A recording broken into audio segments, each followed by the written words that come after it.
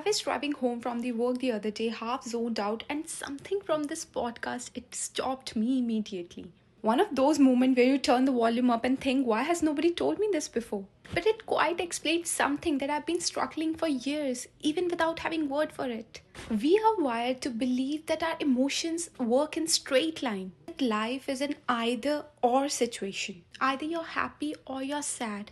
Either things are going well or they aren't. If you finally landed your dream job, you're not supposed to feel stressed, right?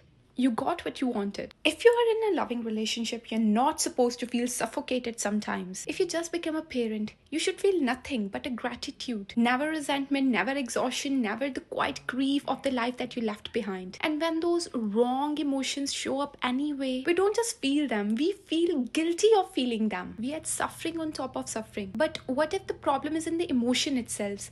It is the words that we are using to connect our experiences. What I mean is, what if we replace the or situation with and? I love my job and it stresses me out sometimes. I love my partner and I need space occasionally. I grieved that relationship and I felt relieved that it is over. I love my child and some days I miss my old life. Suddenly, nothing is a contradiction anymore. This is what the psychologists call the and mindset.